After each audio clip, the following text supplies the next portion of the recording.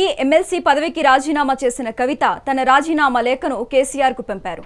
పార్టీలో జరుగుతున్న కొన్ని పరిణామాలు తనను బాధించాయని అందుకే ఈ నిర్ణయం తీసుకున్నట్లు ఆమె తెలిపారు. పార్టీని కొంతమంది జలగల్లా పీడిస్తున్నారని కవిత ఆరోపించారు. దీనివల్ల రామన్నకు చెడ్డ పేరు వస్తుందని ఆందోళన వ్యక్తం చేశారు. బీఆర్ఎస్ లో హరీష్ రావు, సంతోష్ రావుల గ్యాంగ్ రేవంత్ రెడ్డితో టచ్ లో ఉందని కవిత సంచలన ఆరోపణలు చేయడం జరిగింది. హరీష్ రావు ట్రబుల్ షూటర్ కాదు, డబుల్ షూటర్ అన్నారు. 2018 ఎన్నికల్లో 25 మంది ఎమ్మెల్యేలకు ఆయన కాళేశ్వరం సొమ్ముతో నిధులు అందించారని ఆరోపించారు. అయితే కేసీఆర్ కు సిబిఐ ఎంక్వైరీ రావటానికి హరీష్ రావు, సంతోష్ రావులే కారణమని, వారితో జాగ్రత్తగా ఉండాలని కవిత చెప్పడం జరిగింది. అయితే కుటుంబాన్ని విచ్ఛిన్నం చేసే వారిని పక్కన పెట్టుకుని నిజాలు మాట్లాడే తనను బయటకు పంపటం సరైందేనా అని ఆమె ప్రశ్నించారు. తన ప్రాణం పోయినా సరే కేసీఆర్ కు హాని జరగాలని కోరుకోనని కవిత చెప్పడం జరిగింది. కాళేశ్వరం ప్రాజెక్టులో అవినీతి జరిగిందని రేవంత్ రెడ్డి కేవలం కేసీఆర్ గురించే మాట్లాడారని, హరీష్ రావు గురించి ఎప్పుడూ మాట్లాడలేదన్నారు. దీనికి కారణం వారిద్దరి మధ్య చీకటి ఒప్పందం ఉందని కవిత ఆరోపించడం జరిగింది. ఇక ఇదే అంశానికి సంబంధించి మనతో పాటు డిస్కస్ చేయడానికి జూమ్ లైవ్ లో అందుబాటులో ఉన్నారు మన్యం కోటేశ్వరరావు గారు, ఎనలిస్ట్. నమస్తే sir, welcome to mega 9 TV. నమస్తే. కవితను సస్పెండ్ చేయడం జరిగింది. ఎవరి మీద అయితే హరీష్ రావు, సంతోష్ గురించి కొన్ని వ్యాఖ్యలు కూడా చేయడం జరిగింది. అందులో భాగంగానే కవితని సస్పెండ్ చేయడం కూడా జరిగింది. మనం నిన్న మాట్లాడుకున్నా, బహిష్కరించలేదు, కేవలం సస్పెండ్ చేశారు మాత్రమే అని. ఇప్పుడు కవిత ఈ రోజు ప్రెస్ మీట్ పెట్టడం జరిగింది సార్. మరి ఆ ప్రెస్ మీట్ వెనుక ఏముంది, అసలు ఏం జరుగుతోంది, దీనికి సంబంధించి డీటెయిల్స్ ఇవ్వండి సార్.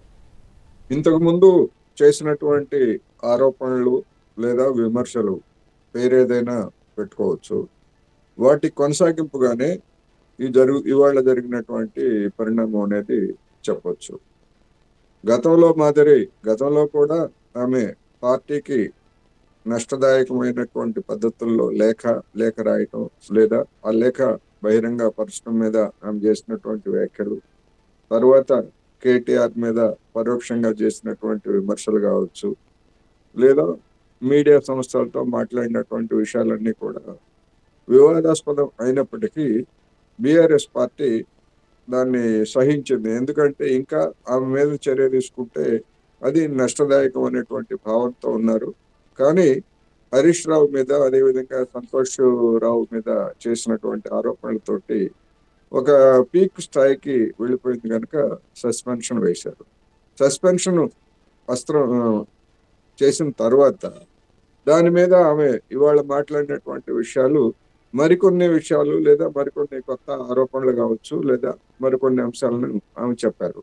ఈ విధంగా చెప్పిన తర్వాత ఇవాళ మాట్లాడినటువంటి అంశాల తర్వాత తదుపరి చర్య ఏమవుతుందంటే ఆమెను పార్టీ నుంచి బహిష్కరించడం అనివార్యం అవుతుంది కేసీఆర్కి.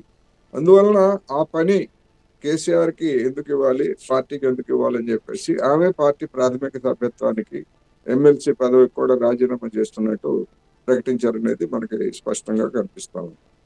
అందువల్ల గతంలో చెప్పినటువంటి ఆరోపణలు లేదా ఇవాళ చెప్పినటువంటి అంశాలను చూసినప్పుడు మరికొన్ని కొత్త సందేహాలు, లేకపోతే కొన్ని కొత్త ప్రశ్నలు కవిత గారికి ఎదురయ్యేటువంటి అవకాశాలు కూడా ఉన్నాయనేది నా అభిప్రాయం. ఏమిటి అంటే 2018లోనే కాళేశ్వరం సొమ్ముతోటి మరి 25 మందికి ఆయన నిధులు ఇచ్చారు హరీష్ రావు. తర్వాత మరి ఆ ఎన్నికల్లో రెండోసారి ఘన విజయం సాధించింది. మరి అప్పుడు ఇది తప్పు అని కానీ, లేదా హరీష్ రావు అండ్ కో కలిసి పార్టీ ఆపరేటర్స్ ని లేదా పార్టీ మొత్తాన్ని కూడా కంట్రోల్ చేస్తున్నారని ఆమెకి ఇప్పుడు తెలిసిందా అనేటువంటిది ప్రశ్న. ఇన్ని సంవత్సరాల పాటు ఇంతకాలం ఎందుకు మౌనంగా ఉన్నారు అనేటువంటిది ఒక ప్రశ్న. అయితే పార్టీ వేదికల మీద ఎప్పుడైనా కవిత గారు కావచ్చు, లేదా కవిత గారిని సమర్థించేటువంటి ఇతర నాయకులు ఎవరైనా కానీ మరి ఈ విషయాలన్నీ కేసీఆర్ ముందు, లేదా బీఆర్ఎస్ పార్టీ రాష్ట్ర కార్యవర్గం, పేరుకి ఒక కార్యవర్గం ఉంది కదా, ఆ కార్యవర్గ సమావేశంలో ఎందుకు ఈ విషయాలన్నీ తీసుకురాలేదు అనేటువంటి అంశం కూడా కొత్త ప్రశ్నలు, కవిత గారికి ఎదురయ్యేటువంటి కొత్త ప్రశ్నలు. అందువలన మొత్తం మీద బీఆర్ఎస్ లో ఉన్నటువంటి లుకలుకలు కావచ్చు, లేదా పరస్పర ఆరోపణలు అనేటువంటివి మరొక మలుపు తిరిగాయి ఇవాళ జరిగినటువంటి పరిణామంతో అని చెప్పొచ్చు. సార్, తండ్రి తీర్పు ఇచ్చేశారు, కూతురు ఎలా రియాక్ట్ అవుతుందని మనం ఇప్పటి వరకు ఎదురు చూసాము. అందులో భాగంగానే ఈరోజు కవిత ప్రెస్ మీట్ పెట్టడం జరిగింది. ఈ ప్రెస్ మీట్లో కవిత ఒక మాట అన్నారు, కేసీఆర్కి నేను లేఖ రాసే ఆలోచనలో ఉన్నాను అని. కేసీఆర్కి ఎటువంటి లేఖ రాసే ఆలోచనలో ఉన్నారు? ఈ లేఖకు సంబంధించి కూడా ఇప్పుడు చాలా ఉత్కంఠగానే ఉంది. అంటే క్షమాపణ లేఖ రాస్తారా, లేదా ఆల్రెడీ నేను సస్పెండ్ కూడా చేయడం జరిగింది, రాజీనామా చేస్తున్నాను అని లేఖ రాస్తారా? ఎటువంటి లేఖ రాసే ఆలోచనలో ఉందనేది ఇప్పుడు చాలా ఉత్కంఠగా ఉంది. మరి దానికోసం ఆల్రెడీ రాజీనామా లేఖను ఆమె రాశారు, పంపిస్తారు. ఈమెయిల్ చేయొచ్చు, లేకపోతే పోస్ట్ లో పంపొచ్చు, లేదా మనిషి నుంచి పంపొచ్చు. ఇంకా ఏమి రాస్తారు అనేటువంటి చూసుకున్నప్పుడు, గతంలో ఆమె చేసినటువంటి ఆరోపణలు లేదా నిన్న ఇవాళ ఇంకా కొత్త ఆరోపణలు ఏమైనా ఉండేట్లయితే వాటన్నింటికి సంబంధించి కూడా ఆమె లేఖ రాయొచ్చు. ఎందుకంటే ఇప్పుడు ఆమె బీఆర్ఎస్ పార్టీ సభ్యురాలు కాదు. ఎవరైనా కేసీఆర్కి ఎవరైనా లేఖ రాయొచ్చు, మీరు రాయొచ్చు, నేను రాయొచ్చు, లేదా ఇంకెవరైనా రాయొచ్చు. కవిత గారికి కూడా అటువంటి రైట్ ఉంటుంది. ఏం రాస్తారు, ఆ రాసిన దాని మీద బీఆర్ఎస్ పార్టీ ఏమి చర్య తీసుకుంటది, లేకపోతే అసలు చెత్తబుట్టలో పడేస్తుందా, ఇవన్నీ కూడా సమస్యలు. అందుకని ఆమె కొత్తగా రాసే విషయాలు ఏముంటాయి, ఇప్పటి వరకు జరిగినటువంటి అంశాలన్నింటినీ రాస్తారు. అది బహిరంగం అయిపోయింది కదా, ఇంకా కొత్తగా విషయాలు ఏముంటాయి అనేటువంటి ప్రశ్న. ఒకవేళ ఏమైనా ఉండేట్లయితే, అవి అంతర్గతంగా ఉండేట్లయితే దానివల్ల రాష్ట్ర ప్రజానీకానికి ఏం ఉపయోగం ఉండదు. ఆ రాసేటువంటిది ఏదైనా బహిరంగ లేఖ రాసి దాన్ని మీడియాలో లేదా జనం ముందు పెడితే జనం కూడా చర్చిస్తారు ఆమె చెప్పేటువంటి అంశాల గురించి. అందుకని ఏమి రాస్తారు అనేటువంటి దాని గురించి ఇప్పుడు పెద్ద అంశం ఏమి కాదనేది నాకు. మనం మాట్లాడుకున్నాము, కవిత ఇలా వ్యాఖ్యలు చేసిన వెంటనే సస్పెండ్ లెటర్ కూడా విడుదల చేశారు కేసీఆర్ అని. ఆ లేఖ గురించి మాట్లాడుకున్నట్లయితే కేవలం సస్పెండ్ మాత్రమే చేశారు, బహిష్కరించలేదు అని అన్నారు. ఇప్పుడు కవిత ఈ ప్రెస్ మీట్ పెట్టిన తర్వాత రాజీనామా చేస్తున్నాను నేను బీఆర్ఎస్ పార్టీకి సంబంధించి అని అన్నారు. నిజంగానే కవిత రాజీనామా చేస్తారు అని అంటారా? మరి అంటే మీడియాలో ఆమె రాజీనామా లేఖ దాని గురించి అంతా కూడా మనం చూపిస్తున్నారు, చేసినట్టే కదా. లేదు ఒకవేళ వెనక్కి తీసుకుంటే అది మళ్ళీ బూమిరాంగ్ అవుతుంది. ఒకసారి బహిరంగంగా మీడియా సమావేశంలో చెప్పిన తర్వాత వెనక్కి తీసుకునేటువంటి అవకాశం లేదు. ఇప్పుడు రాజకీయాల్లో, రాజకీయ నాయకుల్లో ఏమైనా జరగవచ్చు, ఏ క్షణంలో ఏమైనా జరగవచ్చు అనేటువంటిది ఉన్నది కదా.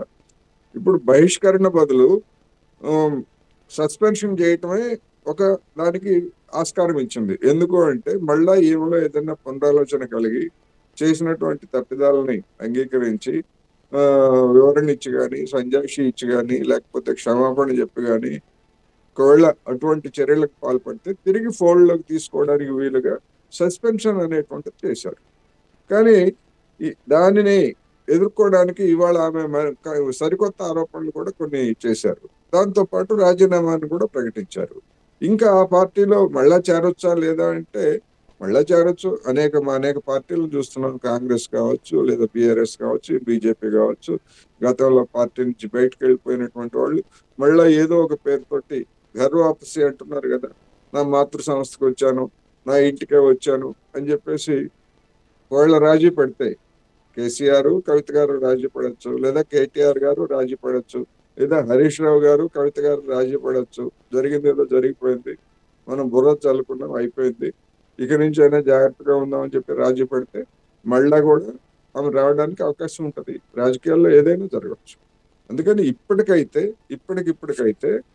ఆమె ఏం చేస్తారు ఏమిటనేటువంటిది ఇంకా సస్పెన్షన్ గానే ఉంది. అంటే పార్టీ పెడతారా, లేకపోతే వేరే పార్టీలో ఏమన్నా చేరతారా అనేటువంటిది ఒకటైతే, ఒకవేళ వేరే పార్టీలో చేరాలనుకుంటే ఇప్పుడు నిన్న కాంగ్రెస్ బీజేపీ నాయకుల యొక్క స్పందన చూసినప్పుడు ఆమెను పార్టీలో చేర్చుకోవడానికి ఎవరు సిద్ధంగా లేరు. ఎందుకు సిద్ధంగా లేరు అంటే ఆమె మీద లిక్కర్ కేసు ఉన్నది. లిక్కర్ కేసు ఉన్నప్పుడు బీజేపీ చేర్చుకోవడానికి అవకాశం లేదు. కాంగ్రెస్ కూడా లిక్కర్ కేసులో ఆమె మీద, బీఆర్ఎస్ మీద తీవ్రమైనటువంటి విమర్శలు గతంలో చేసింది. అందువల్ల ఇప్పుడు ఆ పార్టీ కూడా ఆమెను ఎట్లా చేర్చుకుంటారు అనేటువంటి సమస్యలు ఎత్తాయి. ఎందుకంటే అటువంటి ఆరోపణలు, ఇంకా ఆమె నిందితురాలే తప్ప నేరస్తురాలు కాదు లిక్కర్ కేసులో. అయినప్పటికీ ఏ పార్టీ చేర్చుకుంటే ఆ పార్టీ వాషింగ్ పౌడర్ నిర్మా అనేటువంటి విమర్శలకి గురి అయ్యేటువంటి అవకాశం ఉంది కనుక మరి ఏ పార్టీ కూడా, ప్రధాన పార్టీలు ఏవి కూడా ఆమెను చేర్చుకోవడానికి అవకాశం లేదనేది నా అభిప్రాయం. లేదు, ఒకవేళ అనూహ్యమైనటువంటి పరిణామాల్లో వేరే కారణాలతో చేర్చుకుంటే అది ఆ పార్టీలకి ఏ మేరకు లబ్ధి చేకూరుతుంది అనేది కూడా సమస్య. ఏ పార్టీలో చేరకముందే బీఆర్ఎస్ హార్డ్వేర్ అయితే జాగృతి సాఫ్ట్వేర్ అన్నారు. అంటే ఆమెకి ఇప్పుడు ఇందాక ప్రెస్ మీట్లో మాట్లాడినప్పుడు కూడా చూసాం, నాకు ఏ పార్టీలో జాయిన్ అయ్యే అవకాశం అదే ఆశలు కూడా లేవు అని అన్నారు. జాగృతి సంస్థ పేరుతోనే కార్యకలాపాలు చేస్తారా? జాగృతి సంస్థ అనేటువంటిది రాజకీయ సంస్థ కాదు, ఒక సాంస్కృతిక సంస్థ అని చెప్పుకున్నారు. ఆ విధంగా ఆమె కార్యక్రమాలు చేసుకోవడానికి ఎవరికి ఏమీ అభ్యంతరం లేదు. ఎందుకంటే తెలంగాణలో కావచ్చు, లేదా హైదరాబాద్ నగరంలో కావచ్చు, అనేకమైనటువంటి వందలాది సాంస్కృతిక సంస్థలు ఉన్నాయి. ఆ సంస్థల్లో ఒకటిగా ఈమె కూడా ఉండిపోతుంది. అయితే మరి గతంలో మాదిరి జనం ఆమె వెంట చేస్తారా అంటే అదైతే జరిగేటువంటిది కాదు. ఎందుకు అంటే గతంలో అధికారం ఉంది, ఆమె కేసీఆర్ కుటుంబంలో ఒక ముఖ్య నాయకురాలు. అందువలన అనేక మంది ఆమె నుంచి ప్రయోజనం పొందటం కావచ్చు, లేదా అధికారం ఉందని కావచ్చు, రకరకాల కారణాలతోటి జాగృతి సంస్థలో చేతులు కలిపారు, ఆమె వెనకాల చేరారు. ఇప్పుడు ఆమెకు అధికారము లేదు, ఎమ్మెల్సీ పదవి కూడా ఉండదు, బీఆర్ఎస్ పార్టీ నాయకురాలు కాదు, సభ్యురాలు కూడా కాదు. ఇప్పుడు ఆ జాగృతి సంస్థ తరఫున ఎవరు ముందుకు వస్తారు అనేటువంటి సమస్య. నా అభిప్రాయం ప్రకారం అయితే ఇప్పుడు వచ్చేటువంటి వాళ్ళు కూడా మెల్లమెల్లగా ముఖం చాటేస్తారు అనేది మాత్రం నాకు స్పష్టంగా కనిపిస్తుంది. So much sir, thank you so much sir.